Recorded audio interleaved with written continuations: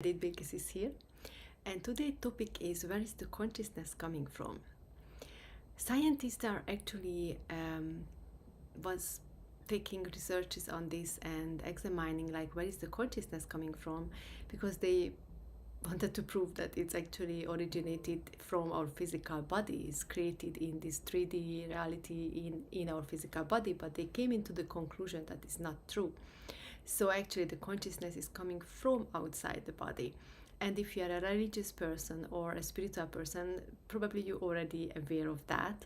You believe in that the consciousness is part of the superconscious and is coming from higher dimensions, and we are connected to those higher dimensions.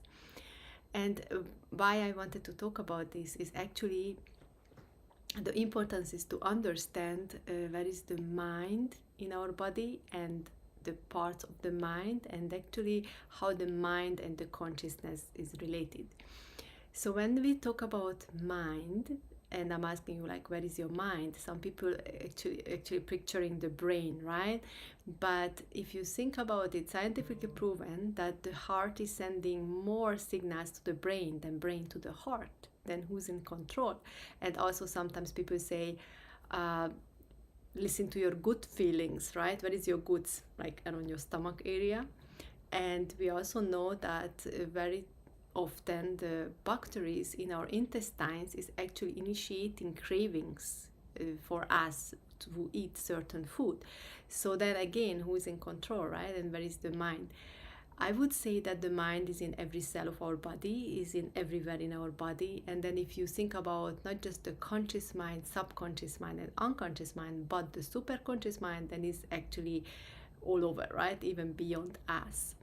And so the amazing thing is that actually we use our conscious mind only 5% of the time. And why is that? Is because we are biologically created to save energy. And then if you think about it, whenever you need to focus on something or creating something new or taking an exam or calculating, analyzing, then you got exhausted after a while, right? Because you're using your conscious mind. And also when you're setting intentions, when you create a plan or setting goals, that's also you use your conscious mind. And why is it this only 5% of the time? Because we want to save energy, and most of the time the subconscious mind comes in, take over whenever you already doing something which you've done many times, when you don't need to focus anymore because it becomes a routine, obviously, and then you use your subconscious mind.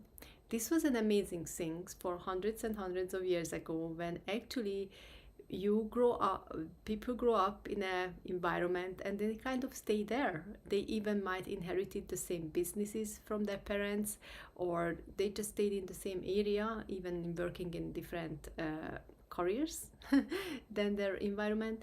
But they could use it was a very positive advantage of using the belief systems and the habits what they inherited, right? But in our society right now, we got so overwhelmed with all the information from outside of us. Like we travel a lot, we can see different opportunities, possibilities. We also can have different goals and dreams outside of our comfort zone, and outside of our life environment, that people want to grow more and faster, and they want to have a career which is not in their environment, it's somewhere else. And what is happening, that their beliefs and then their habits is keeping them stuck still in their environment. What is their conscious mind is like they creating their dreams, their plans through their conscious mind, but the subconscious is not aligned with it. That's when we start to doing subconscious reprogramming through affirmations, and to have different beliefs after that, and then also with new habits. So that's when you start reprogramming your subconscious mind. And until this reprogramming is not finished, you are always gonna hold back or self-sabotaging yourself.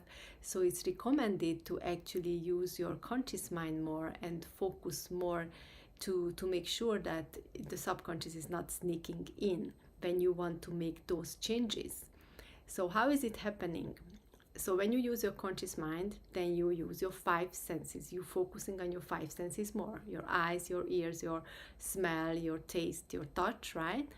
So then create the situations for yourself that you can use these five senses more often. For example, when you cook a new meal, don't cook always the same thing. Cook a new meal, then you need to focus what you do, right?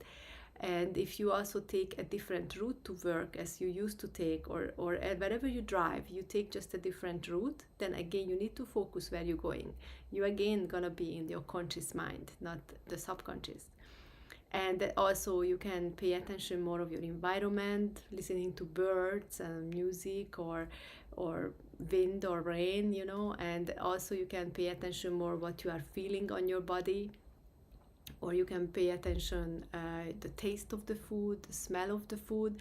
So you actually bringing your conscious mind more in action.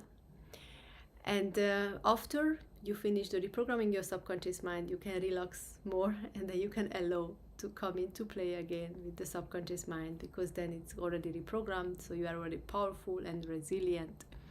And why is it also recommended to actually train your conscious mind and use your five senses is for visualization. If you're following law of attraction, or if you are actually do manifestation, law of attraction, then you know that when you visualize, you need to use your five senses in the visualization, because you actually already have to imagine that you are in the desired situation, and you have to make it alive as possible.